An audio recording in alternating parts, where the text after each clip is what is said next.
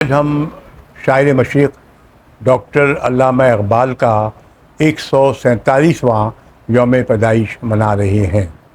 آج جو میرا موضوع سخن ہے وہ ہے ڈاکٹر اقبال، نواب بہادر یار جنگ اور حیدرآباد دکن۔ ڈاکٹر اقبال نے 1920 میں حیدرآباد کا دورہ کیا تھا۔ اس کے بعد آپ نے مزید 2 دورے اور کیے، جو 1921 میں اور اس کے بعد 1920 میں۔ ایک دورہ 1920 میں کیا، دوسرا دورہ، اور تیسرا دورہ ان کا 1921 میں ہوا۔ ڈاکٹر اقبال کے اساتذہ میں شمس العلماء میر حسن نے ان کی تعلیم و تربیت میں نمایاں کردار ادا کیا ہے۔ جیسا کہ ہم سب کو پتہ ہے، فصیح الملک داغ دہلوی نے شاعری میں ڈاکٹر اقبال کی تصحیح کی، اصلاح کی، اور اقبال کے وہ اردو شاعری میں استاد تسلیم کیے جاتے ہیں، اور ڈاکٹر اقبال نے ان کی شاعرانہ عظمت کو خراج تحسین پیش بھی کیا ہے، اور ان کو خراج منظوم عقیدت بھی پیش کیا ہے۔ اور ان کی جو خدمات ہیں داغ دہلوی کی، انہوں نے بتایا ہے کہ اردو حیدرآباد دکن میں اور اردو ادب میں اور اردو شاعری میں مرزا داغ دہلوی کی کیا اہمیت اور کیا افادیت تھی۔ ڈاکٹر اقبال ان کے بڑے معترف تھے، اس کے فصیح الملک استاد داغ دہلوی کے۔ فلسفے کے مضمون میں آپ کے استاد پروفیسر آرنلڈ تھے، جو ایک بہت مانے ہوئے چوٹی کے استاد تھے، پروفیسر تھے وہ فلسفے میں، فلسفی میں، چونکہ ڈاکٹر اقبال نے فلسفی ماسٹر جو کیا تھا، فلسفی میں بھی کیا تھا، انہوں نے عربی میں ماسٹرز کیا تھا، انگریزی میں ماسٹر کیا تھا، فلسفی میں کیا تھا، اور وہ بحیثیت ایک فلسفی بھی پوری دنیا میں تسلیم کیے جاتے ہیں۔ ان کے جو فلسفی ہے، ان کے جو نظریات ہیں، وہ آج بھی جو ہے نہ صرف عالم اسلام میں بلکہ عالم اقوام میں بھی اس کی بڑی پذیرائی ہوتی ہے۔ حیدرآباد دکن کی ریاست نے ڈاکٹر اقبال کی پذیرائی میں کوئی کسر نہیں چھوڑی۔ یہ میں واضح کر دوں کہ حیدرآباد دکن کی ریاست نے ڈاکٹر اقبال کی پذیرائی میں اور ان کی حوصلہ افزائی کی ہے، اور ان کی پذیرائی میں کوئی کسر نہیں چھوڑی، اور جس کا اعتراف ڈاکٹر اقبال نے اپنے دیگر اشعار میں بھی کیا ہے، جو کتابوں میں موجود ہیں، جو وقت کی کمی کی وجہ سے میں یہاں بیان نہیں کیا جا سکتا۔ ڈاکٹر اقبال کا پی ایچ ڈی کا اردو ترجمہ، ڈاکٹر اقبال کا پی ایچ ڈی کا جو مقالہ تھا، اس کا اردو ترجمہ فلسفہ عجم کے نام سے سب سے پہلے حیدرآباد دکن میں 1936 میں شائع ہوا۔ حیدرآباد دکن میں ڈاکٹر اقبال کی جن سے خط و کتابت رہی ہے، اس میں اس کی ایک طویل فہرست ہے، جو وقت کی کمی کی وجہ سے اس کو بیان نہیں کیا جا سکتا۔ زیادہ تر خطوط جو لکھے ہیں ڈاکٹر اقبال نے، وہ مہاراجہ سرکشند پرشاد سے کی ہے، علاوہ ازیں بابا اردو ڈاکٹر مولوی عبدالحق، ڈاکٹر خلیفہ عبدالحکیم، پروفیسر الیاس برنی،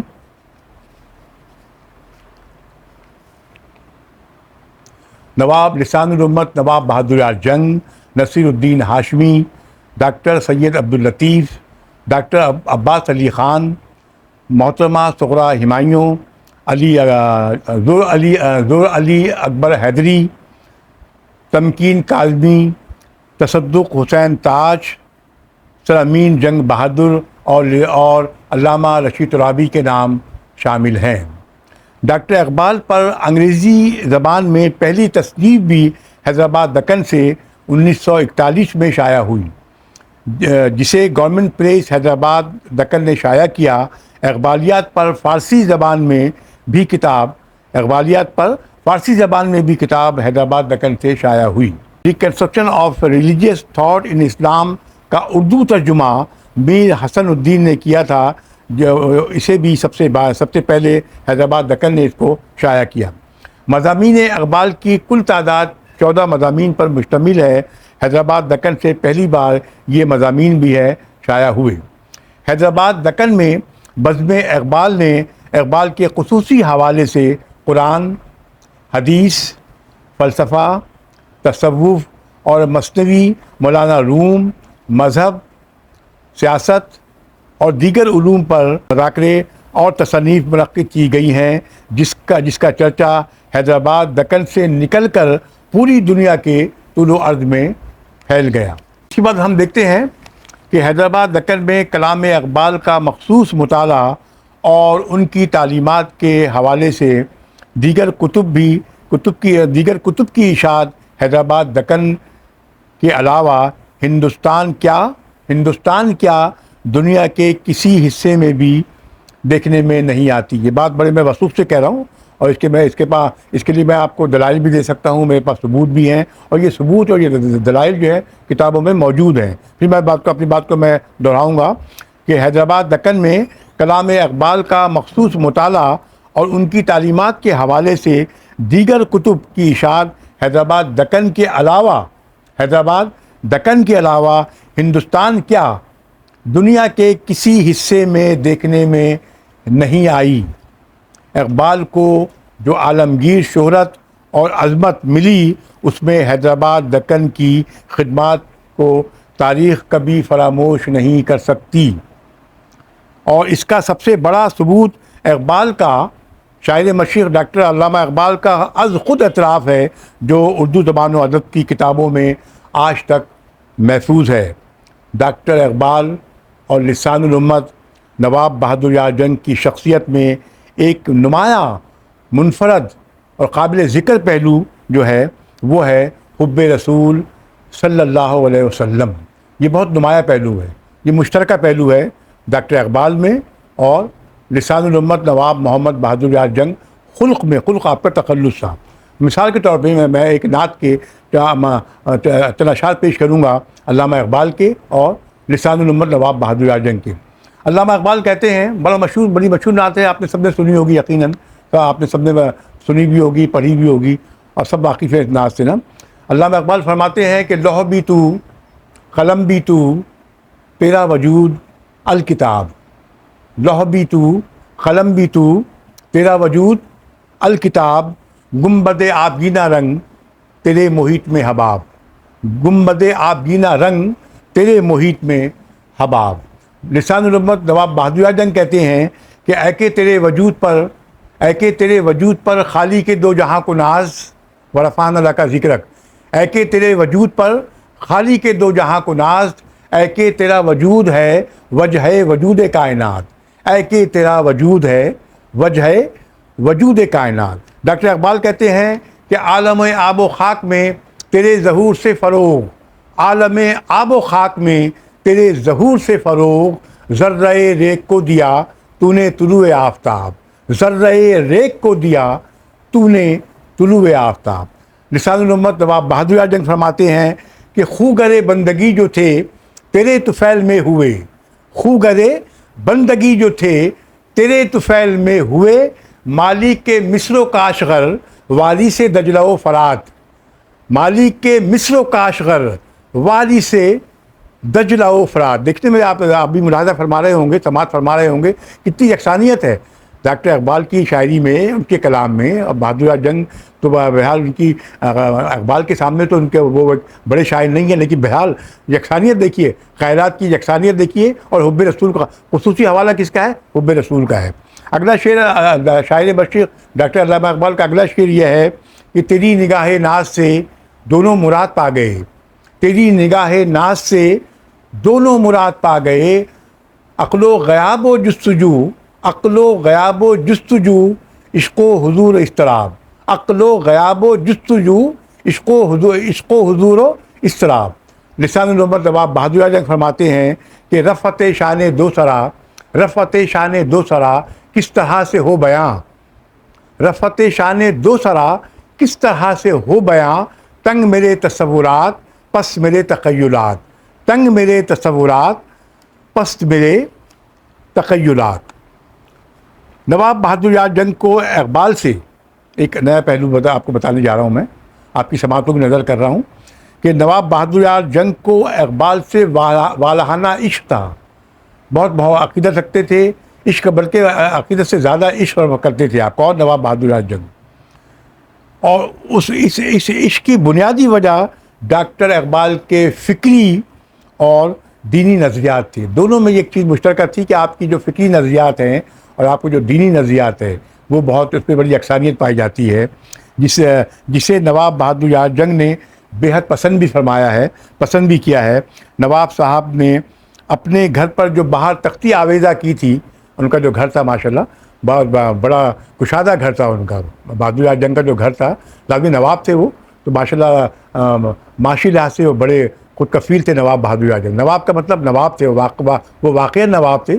بعض لوگ تو ہم دیکھتے ہیں کہ نام کے نواب ہوتے ہیں، لیکن نواب بہادر یار جنگ جو تھے واقعی نواب تھے وہ ماشاء اللہ. تو بڑا مکان ان کا مکان تھا، بڑا کشادہ مکان تھا. تو انہوں نے اپنے گھر کے باہر جو تختی لگائی تھی، جو لگاتے ہیں نیم پلیٹ لگاتے ہیں، تختی جو لگائی تھی اس میں تھا بیت الامت. اس کا نام بھی بیت الامت تھا. اور آپ کا معمول تھا نواب بہادر یار جنگ کا کہ فجر کی نماز کے بعد مسجد میں، فجر کی نماز کے بعد آپ درس اقبال پابندی سے دیا کرتے تھے. اور کئی سال تک یہ سلسلہ جاری رہا. کس کا؟ درس اقبال کا. اور درس اقبال میں وہ جو فارسی کے اشعار ہے، ڈاکٹر اقبال کے جو فارسی کے اشعار ہیں، آپ اس کی وضاحت کرتے تھے، آپ اس کی وضاحت فرماتے تھے، آپ اس کی تفسیر بیان کرتے تھے. کس کے؟ ڈاکٹر اقبال کی فارسی اشعار کی. تو یہ ایک بڑا پہلو ہے کہ درس اقبال کے نام. اچھا، یہ درس اقبال پھر ان کے انتقال کے بعد بھی، یعنی نواب بہادر یار جنگ کا انتقال ہوا تھا 1944 میں، 25 جون 1944 میں آپ کا انتقال ہوا تھا نواب بہادر یار جنگ کا. اس کے بعد بھی کئی سال تک یہ درس اقبال کا سلسلہ، ان کے جو ان کی جو باقیات تھے، ان کے جو نیکسٹ اکابرین تھے، انہوں نے یہ سلسلے کو جاری و ساری رکھا ہو. درس اقبال میں شریک ہونے والوں میں ایک نئے پہلو بتا رہا ہوں میں، کہ درس اقبال میں شریک ہونے والوں میں چند اہم شخصیات تھیں، جن میں ڈاکٹر خلیفہ عبدالحکیم، ڈاکٹر رضی الدین صدیقی، بہت بڑے سائنٹسٹ تھے یہ، پروفیسر ڈاکٹر رضی الدین صدیقی. یہ بات آپ کی معلومات کو اضافہ کروں کہ ڈاکٹر عبدالسلام اور ڈاکٹر رضی الدین صدیقی کا دونوں کا سی وی گیا تھا اس کے لیے، کس کے لیے؟ نوبل پرائز کے لیے. تو چونکہ ڈاکٹر رضی الدین صدیقی کا جو سی وی تھا وہ زیادہ اسٹرانگ تھا بنسبت ڈاکٹر عبدالسلام کے، لیکن وہ بدقسمتی یہ ہے، بدنصیبی یہ ہے کہ وہ، بلکہ بدنصیبی یہ ہے پاکستان کی کہ ان کو وہ نہیں مل سکا. اور چونکہ ڈاکٹر عبدالسلام قادیانی تھے، میں ایک پہلو کہنا چاہوں گا، قادیانی تھے، تو ان کو وہ مل گیا. آئن سٹائن کی تھیوری سے آپ نے اختلاف بھی کیا تھا. ڈاکٹر رضی الدین صدیقی جب پاکستان آ گئے، ہندوستان سے واپس آئے، تو آپ 4 یا 5 جامعات کے وائس چانسلر رہے. آپ قائد اعظم یونیورسٹی کے وائس چانسلر رہے ڈاکٹر رضی الدین صدیقی، جامشورو یونیورسٹی کے وائس چانسلر رہے، بلوچستان یونیورسٹی کے وائس چانسلر رہے، ایک اور جامعہ کے بعد 4 یا 5 جامعات کے آپ وائس چانسلر رہے. کون؟ ڈاکٹر رضی الدین صدیقی. تو آپ بھی اس میں شامل تھے. درس اقبال میں جو شریک تھے، جو شرکا تھے، اس میں ڈاکٹر خلیفہ عبدالحکیم کے ساتھ ڈاکٹر رضی الدین صدیقی بھی تھے، ڈاکٹر یوسف حسین، پروفیسر غلام دستگیر، علامہ رشید ترابی اور دیگر کے نام شامل ہیں. یہ جو درس ہوتا تھا درس اقبال، یہ درس سردیوں کے موسم میں حضرت قائد ملت کے ملاقاتی کمرے میں ہوتا تھا، اور موسم گرما میں دیوان خانے کے سامنے ہوتا تھا. یہ بھی ایک نیا پہلو بتاؤں میں آپ کو، شاید ہمارے نئے سننے والوں کو یا ہمارے جو نوجوان یوتھ ہیں ان کو یہ پہلو نہ پتہ ہو.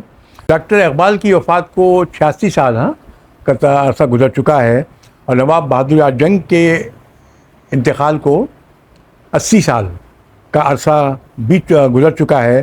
مگر تاریخ کے صفحات اس بات کی گواہی دے رہے ہیں کہ ڈاکٹر اقبال اور لسان الامت نواب بہادر یار جنگ آج بھی اپنی فکری اور دینی خدمات کے حوالے سے زندہ جاوید ہیں، اور ایسی شخصیات صدیوں تک فراموش نہیں کی جا سکتی.